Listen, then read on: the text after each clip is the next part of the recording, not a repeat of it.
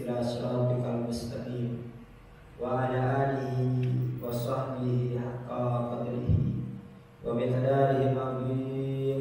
Amma ba'du. Yang saya hormati para orang tua, para sesepuh, para asatidzah, para Bapak Haji Syarif, para Ustaz Asma, para Ustaz Hasbullah, para Ketua RW 010, para Bapak Mudir, guru khusus. Selama Ramadan ini kita sampaikan untuk guru kita, para Ustaz Dr. Andes Muhammad Sani, kita doakan guru kita beserta para orang tua yang harus semoga memanjangkan umurnya, sehatkan badannya, mengabulkan segala hajat-hajatnya, dan kita semua yang hadir di majelis ini semoga kita semua mendapat ridha Allah, mendapat rahmat Allah, mengampuni segala dosa-dosa kita, menghapus segala kesalahan kita dengan kebaikan-kebaikan, dan semoga bertambah usia, bertambah dekat kita dengan Allah, bertambah usia, bertambah semangat dalam ibadah, bertambah jauh daripada dosa, dan semoga putra-putri kita jadikan putra-putri yang soleh, solehah, dan semoga dengan berkah majelis ilmu segala hajat-hajat kita, baik hajat dunia maupun hajat akhirat, semoga dikabul dan dipermudah oleh Allah. Yang sakit di antara kita semoga diangkat segala penyakitnya, segala permasalahan kita dibereskan oleh Allah Subhanahu wa taala, kehidupan kita diberkahi dan diperindah oleh Allah, dan semoga majelis ini dicatat oleh Allah sebagai amal soleh yang memudahkan kita untuk masuk ke dalam surga Allah. Amin. Allahumma amin. Sebelum kita mulai taklim kita, terlebih dahulu kita baca Al-Fatihah untuk muallif kita dan untuk guru-guru kita yang sudah mendahului kita. Al-Fatihah bagi Al-Imam Hajar Al-Asqalani.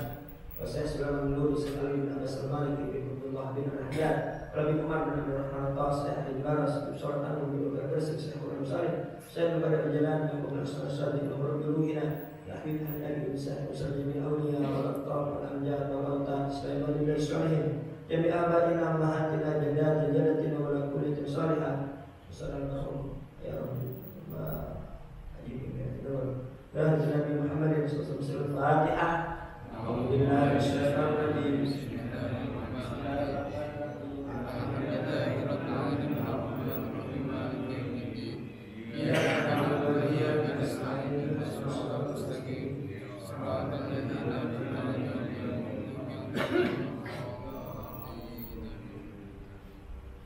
Bismillahirrahmanirrahim. Al-Mu'allif rahimahullah ta'ala wa nafa'ana bihi wa bihulumihi fid dharaini amin. Sampailah kita pada hadis yang ke-178. An-Mutarrif bin Abdullah bin Syekhir an abihi qala. Dari sahabat Mutarrif bin Abdullah bin Syekhir, dari ayah beliau berkata, Ra'aitu Rasulullah sallallahu alaihi wasallam yusalli wa fi sadri azirun ka aziril mirjal yang buka. Ra'aitu Rasulullah sallallahu alaihi wasallam yusalli. Aku pernah melihat Nabi besar Muhammad sallallahu alaihi wasallam salat wa fi sadri azirun ka aziril mirjal. Dan di dalam dadanya terdengar suara seperti bejana yang sedang mendidih. Minal bukai, disebabkan menangis takut kepada Allah Subhanahu wa ta'ala. Jadi aku pernah melihat Nabi besar Muhammad salat dalam keadaan menangis takut kepada Allah Subhanahu wa ta'ala. Akhrajahul khamsah. Di sini dikeluarkan oleh imam yang 5 illa Ibnu Majah, melainkan Ibnu Majah. Wasohahu Ibnu Hibban, dan disahihkan oleh Ibnu Hibban. Al-Ma'na al-Ijmali, makna secara global. Ghafarallahu li Rasul sallallahu alaihi wasallam ma taqaddama min dhanbihi wa ma ta'akhkhara. Allah telah mengampuni dosa-dosa Nabi besar Muhammad, baik dosa yang telah lalu maupun dosa yang akan datang kalau ada. Dan tapi Nabi besar Muhammad maksum, terjaga dari dosa. Wa ma'adzalika faqad kana syadidul khaufi min khasyatillah khaufa idlalin. Akan tapi meskipun Nabi besar Muhammad maksum, terjaga daripada dosa, tidak pernah berbuat maksiat kepada Allah Subhanahu wa taala, namun Beliau sangat takut kepada Allah, sangat takut dengan penuh pengagungan kepada Allah Subhanahu wa taala. Berbeda dengan kita. Kita maksum apa tidak? Tidak. Kita tidak terjaga dari dosa. Ya, siapapun dia, selama bukan nabi dan rasul pasti tempatnya salah dan dosa. Al-insan mahallul khata'i wan nisyan. Yang namanya manusia di tempatnya salah dan tempatnya lupa. Sumyal insan bikathratin nisyan. Kenapa manusia disebut insan? Manusia dinamakan insan bikathratin nisyan karena banyak lupanya, banyak alpanya, banyak khilafnya. Itu manusia. Nah, kita nih banyak dosa. Kita nggak ada jaminan bakal masuk surga. Ya, akan tapi rasa takut kita kepada Allah sangat jauh. Nabi yang maksum saja itu rasa takutnya sangat luar biasa. Di kita yang nggak maksum santai-santai saja. Ya, terkadang habis berbuat dosa, tidak ada penyesalan, tidak ada istighfar, bahkan tidak ada rasa takut sama sekali kepada Allah Subhanahu wa taala. Ya, justru yang takut Nabi besar Muhammad. Nabi Muhammad ini memikirkan dosa-dosa kita. Sebagaimana pernah suatu malam Sayyidah Aisyah meminta kepada Nabi, ya Rasul, tolong doakan aku. Kemudian Nabi besar Muhammad mengangkat kedua tangannya dan berdoa, Allahumma ighfir li Aisyah ma taqaddama min dhanbiha wa ma ta'akhkhar wa ma taqaddama wa ma a'lanat wa ma asrarrat. Ya Allah, ampuni dosa-dosa Sayyidah Aisyah. Ma taqaddama min dhanbiha wa ma ta'akhkhar. Dosa yang telah lalu maupun dosa yang akan datang. Wa ma a'lanat wa ma asrarrat. Dosa yang dilakukan secara terang-terangan maupun dosa yang dilakukan secara tersembunyi. Mendengar itu bahagia Sayyidah Aisyah, tersenyum, tertawa, tampak senang sekali Sayyidah Aisyah. Kemudian Nabi besar Muhammad bertanya, Ayusurruki ya Aisyah, apakah engkau senang bahagia wahai Aisyah? Tentu ya Rasul. Bagaimana aku tidak senang, doamu begitu indah. Kemudian apa? Jawaban Nabi besar Muhammad, fa wallahi innaha lada'wati li ummati fi kulli shalah. Rawahu Muslim. Ketahuilah wahai Aisyah, itu adalah doa aku untuk umatku setiap habis sholat. Ya Allah, setiap habis sholat Nabi Muhammad gak pernah lupa nih mengucapkan istighfar, memohonkan ampun atas dosa-dosa kita. Ya, tiap 5 waktu. Ini kita yang rajin berbuat dosa, yang gak pernah luput daripada maksiat. Ya, terkadang kita habis sholat tanpa istighfar, tanpa ada rasa menyesal, tanpa ada rasa takut kepada Allah Subhanahu wa taala. Yaqifu baina yaday rabbih fi shalah. Yadrifu dam'a. Yadrifu dam'u sikhin bi tawajjuh bil bukai wal ani. Itu Nabi Muhammad meskipun maksum, meskipun terjaga dari dosa, sudah dijamin pasti masuk surga, akan tapi kalau sholat menghadap Allah, itu air matanya menangis, berjujuran air mata, dan hatinya sangat takut kepada Allah Subhanahu wa taala. Demikian keadaan Nabi besar Muhammad SAW di dalam salatnya. Idza barat alaihi ayatul rahmah istabsyara. Kalau sedang membaca ayat yang isinya menjelaskan tentang rahmat Allah, tentang ampunan Allah, tentang keindahan surga, istabsyara, gembira Nabi SAW. Berharap mendapatkan itu semua. Wa idza marrat alaihi ayatul adab ta'athara. Apabila membaca ayat yang isinya tentang adab, tentang siksa, itu berbekas di hati Nabi. Nabi sangat takut kepada Allah sehingga menangis, berjujuran air matanya. Ini kita terakhir sholat nangis kapan? Coba kita pikir-pikir ya. Ini kita terakhir sholat nangis kapan? Kemudian kira-kira sudah berapa kali kita sholat sambil nangis? Ya Allah. Ya. Anna alaihi salam aqrabun nasi bi rabbi wa aqrabuhum. Ya. Itu Nabi besar Muhammad adalah manusia yang paling kenal kepada Allah dan yang paling dekat kepada Allah Subhanahu wa taala. yang tali'u fu'adu bi khasyati maula, yang mana hatinya dipenuhi dengan rasa takut kepada Allah, fatafidu bidam'i aina, sehingga air matanya meneteskan bercucuran air mata, fa yusma'u lahu anin wa mithlu dzalika la tubtilu bi shalah, sehingga terdengar suara dadanya, tangisannya terdengar oleh sahabat-sahabat Nabi besar Muhammad sallallahu alaihi wasallam. Dan ini tidak membatalkan sholat, karena nggak sampai mengeluarkan suara 2 huruf, tidak sampai mengeluarkan 2 huruf. Fikir dari hadis ini adalah al-buka'u min khasyatillahi fi sholat la yubtiluha, menangis di dalam sholat dikarenakan takut kepada Allah itu tidak membatalkan sholat. Wa alaihi jumhur, ini pendapat jumhur ulama. Jadi pendapat mayoritas ulama, menangis di dalam sholat dikarenakan takut kepada Allah, ya, ini tidak membatalkan sholat. Wa qala Syafi'i, ini ada perbedaan dalam mazhab Imam Syafi'i. In dhahara min bukai harfani, kalau dia menangis sampai mengeluarkan 2 huruf, ya, nangis sampai mengeluarkan 2 huruf, kamu betilun mutlak, batal secara mutlak. Pokoknya kalau nangisnya sampai mengeluarkan 2 huruf, pokoknya batal secara mutlak. Sawa'un kana li khasyatillahi amla, baik itu menangisnya karena takut kepada Allah ataupun masalah yang lain, ya, dikejar-kejar utang.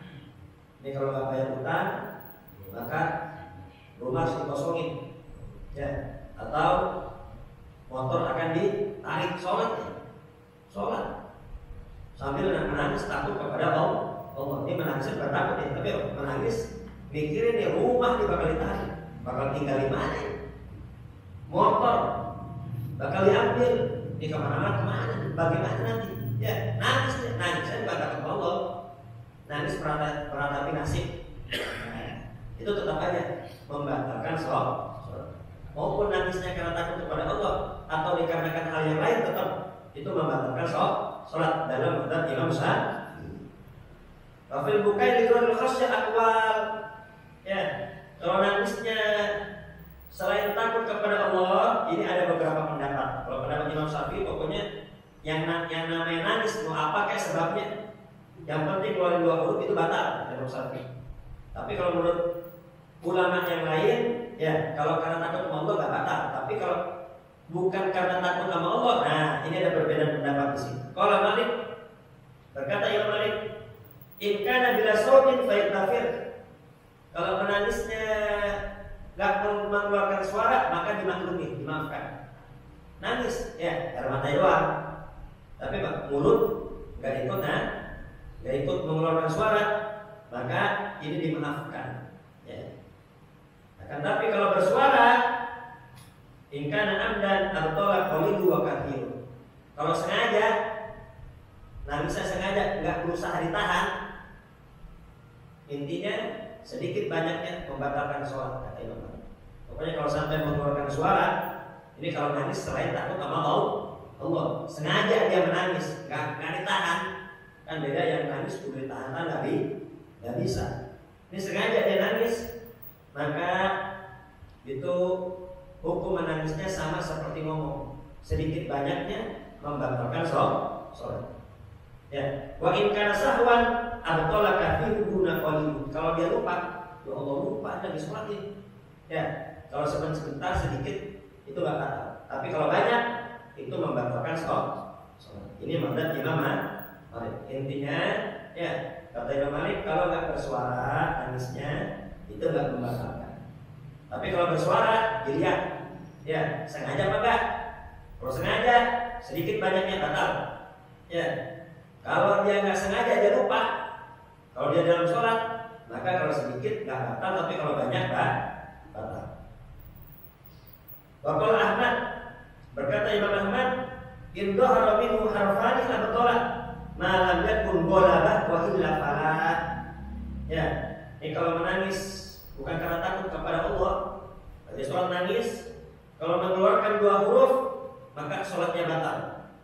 Ini kalau udah nggak bisa tertahan, udah nggak bisa tertahan, ya mau nggak mau nangis nggak tertahankan sampai mengeluarkan 2 huruf nggak batal tuh. Kenapa? Udah nggak bisa nahan ya. Tapi kalau sengaja nggak ditahan itu batal. Qala Abu Hanifah, berkata Imam Abu Hanifah, inkal buka diwajahin. Kalau dia nangis dikarenakan penyakit, dia dikarenakan penyakit dia sholat, ya minta kasam, bukan nangis, meratapi penyakitnya nggak sembuh. Oh musibah atau kena musibah, ya kena musibah sholat, kan banyak orang begitu. Ya lebih enak lupa di masjid, pas sudah susah di masjid dulu, ya sholat sampai nangis.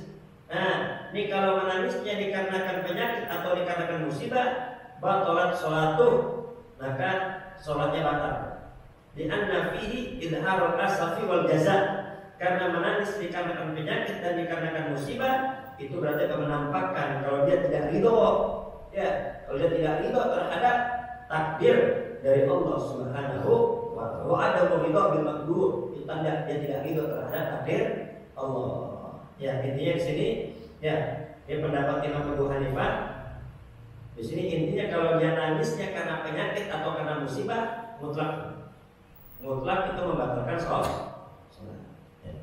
Dan kita mazhab Imam Syafi'i, yang mazhab Imam Syafi'i intinya menangis apapun itu, baik karena takut kepada Allah atau dikarenakan musibah, intinya kalau sampai mengeluarkan 2 huruf, maka sholatnya batal.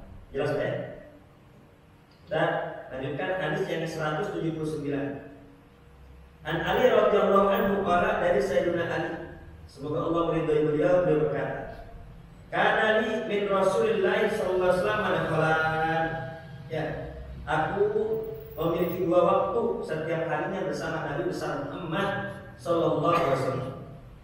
Fa kuntu idza ataitu wa huwa yusalli tanahani, ya, kalau aku datang menemui Nabi tiba-tiba ternyata Nabi sedang sholat, ya aku mau masuk, ingin menemui Nabi, ternyata Nabi sedang sholat, maka Nabi akan memberi kode. Apa kodenya? Tanah nahani, kode. Ya, tanda kalau Nabi sedang sholat. Rawahu Nasa'i wa Ibnu Majah. Hadis diriwayatkan oleh Imam Nasa'i dan Ibnu Majah. Al-makna ijmali, makna secara global. Kalau Imam Ali karramallahu wajhah min khassati sallallahu alaihi wasallam.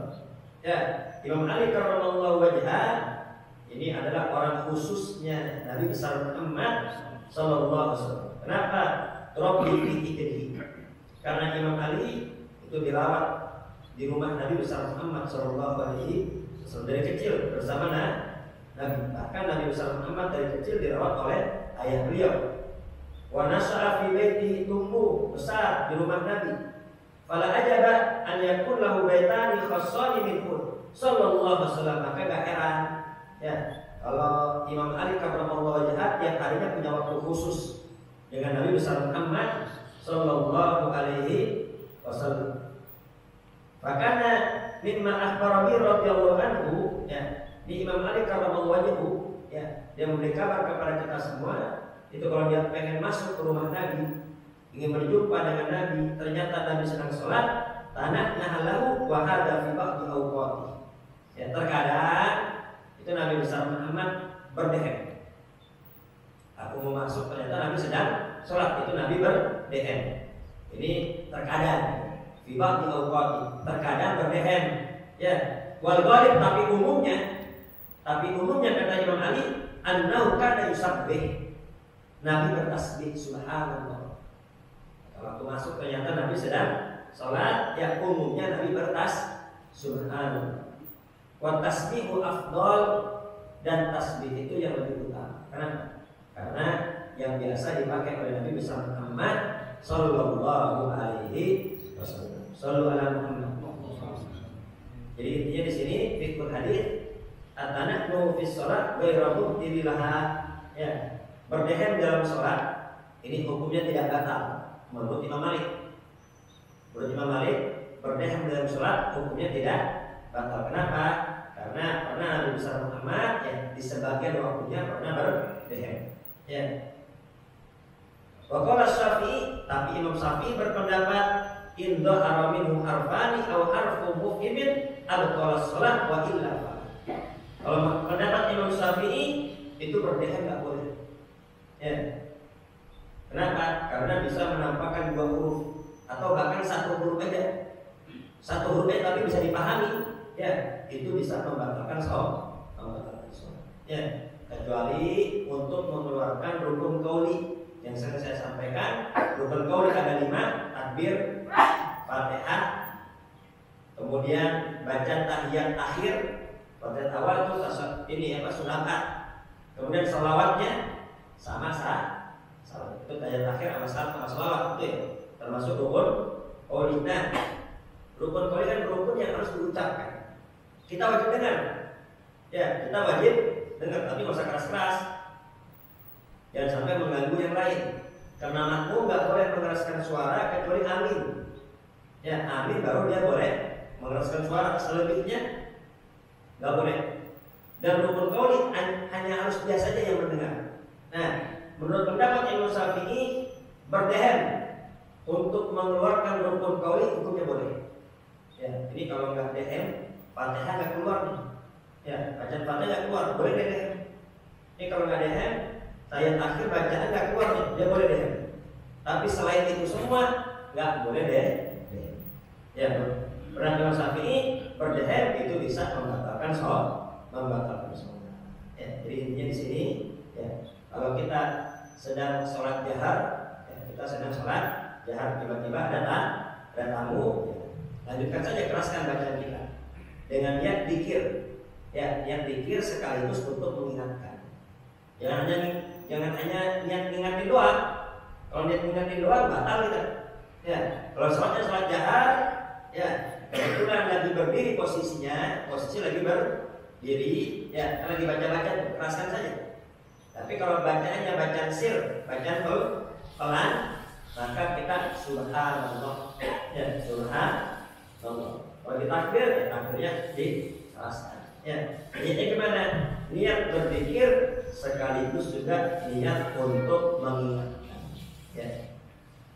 Hadis yang ke-180, An Ibnu Umar radhiyallahu anhu maqala dari Abdullah bin Umar, semoga Allah meridhai beliau, qultu li Bilal, aku pernah bertanya kepada Sayyidina Bilal. Jadi Abdullah bin Umar pernah bertanya kepada Sayyidina Bilal, kaifa ra'aitan Nabi sallallahu alaihi wasallam yaquddu alaihim ina yusallimuna alaihi wa huwa yusalli.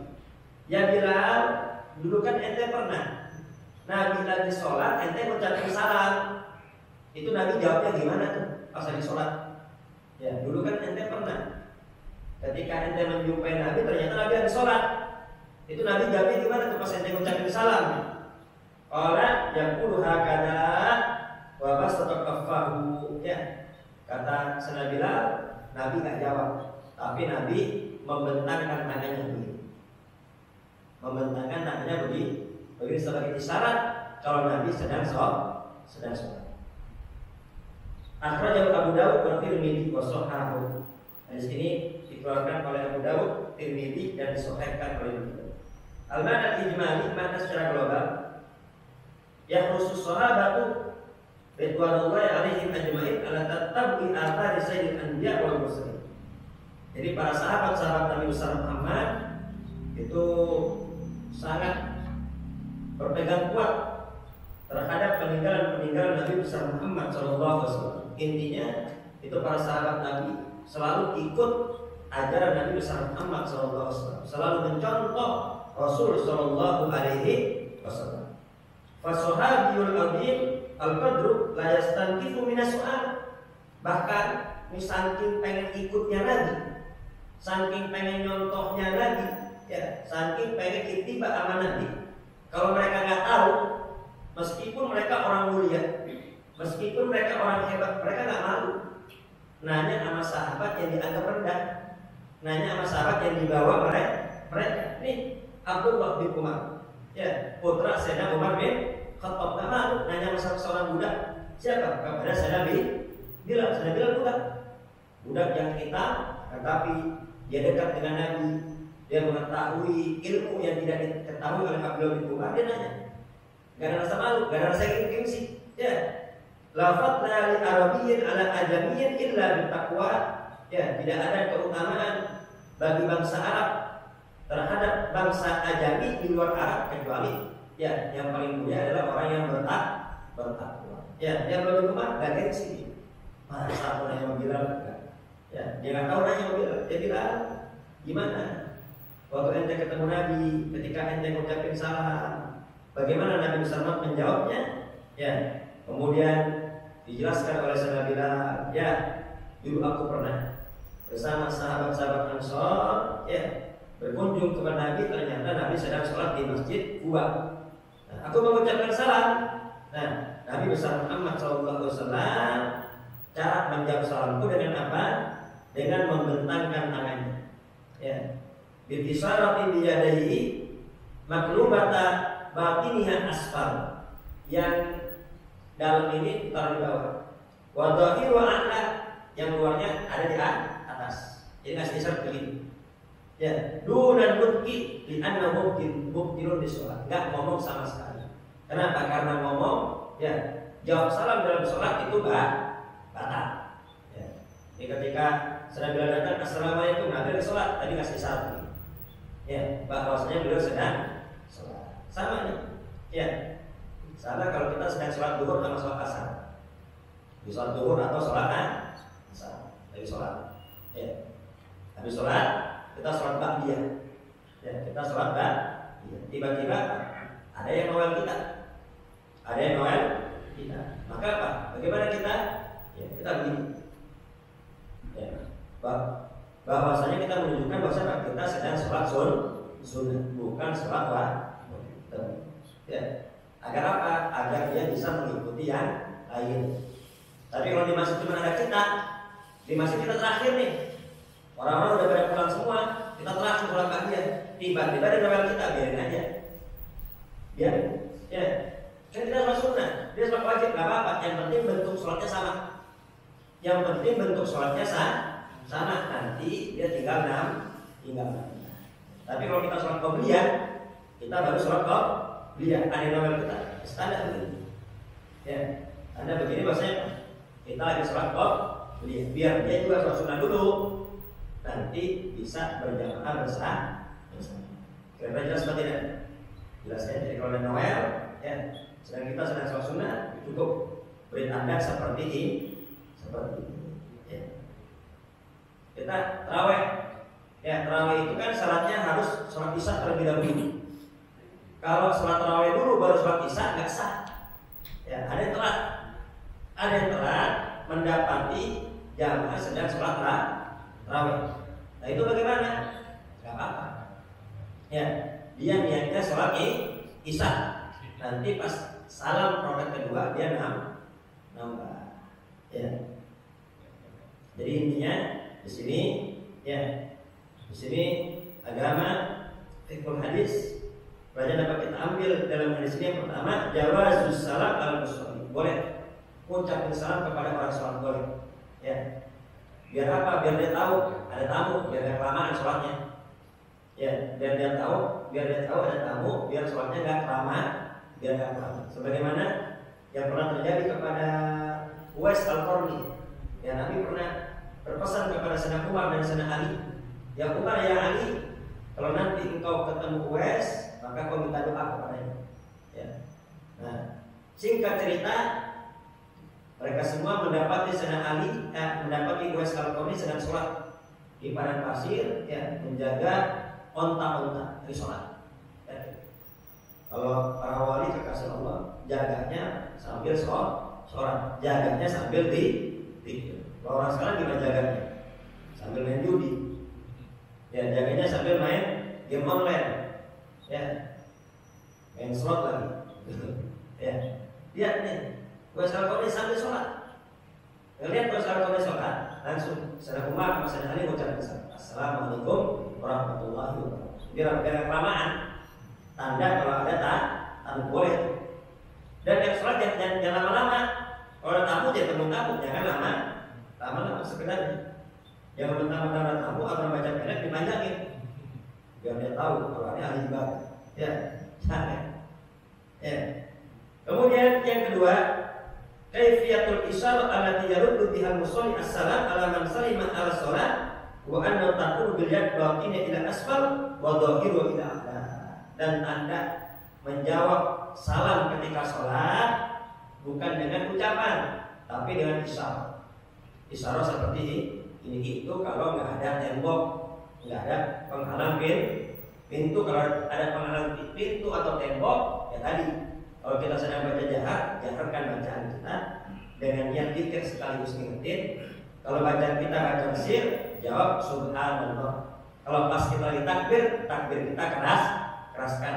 Tapi kalau ruangan terbuka seperti ini, ya ada yang mengucapkan salam, cukup kasih isyarat tangan di tangan. Sama seperti itu juga ketika kita sedang sholat sunnah qabliyah, tiba-tiba ada noel, kasih isyarat.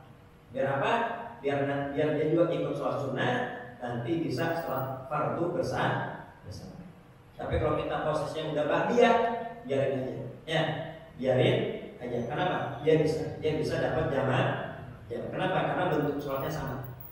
Berbeda kalau kita sholat jenazah, ini mau sholat zuhur, noel nggak bisa. Kita kasih syarat begitu. Kenapa? Bentuk sholatnya beda. Ya. Baik. Terus apa lagi? Sholat maghrib sama sholat isya kan bentuknya beda. Maghrib 3 rakaat, isya 4 rakaat, itu beda bentuknya. Kenapa? Karena pas sholat ketiga maghrib tahiyat akhir, isyanya berdiri, ya itu nggak bisa. Ya, jadi yang bisa tuh yang bentuknya sama. Ya, sholat zuhur, sholat ba'diyah, sholat qabliyah, sama sholat zuhur itu sama. Sholat sunnah, mau sholat maghrib juga sama. Intinya apa? Kalau kita lanjutin gerakannya nggak beda ini. Seperti itu. Kemudian yang ketiga, di sini memberi penjelasan kepada kita bahwasanya para sahabat-sahabat Nabi besar Muhammad itu sangat berpegang teguh terhadap ajaran-ajaran Nabi besar Muhammad Sallallahu Alaihi Wasallam. Ya, baik. Insyaallah akan kita lanjutkan pada pelajaran akan datang. Ya, pelajaran akan datang kita akan membahas Nabi besar Muhammad sedang sholat membawa cucunya Umamah bin Zainab. Ya, jadi nanti akan timbul pertanyaan dan timbul masalah bagaimana hukumnya sholat membawa anak kecil. Ya, anak kecil bagaimana? Boleh nggak dibawa ke masjid? Boleh nggak dibawa sholat? Lalu gimana kalau ribut di dalam masjid? Ya, oh nggak apa-apa. Nanti kalau nggak ada anak kecil, masjid sepi terus berisik, boleh bebas gitu. Lari-larian bebas gitu, ganggu orang. Nah, nanti besok akan kita bahas anak kecil yang bagaimana yang dibolehkan ke masjid dan anak kecil yang bagaimana yang harus didampingi. Ya, baik. Insyaallah yang kita lanjutkan pada pelajaran akan datang. Semoga kita semua mendapat ilmu yang manfaat dan ilmu yang barokah. Al-Fatihah.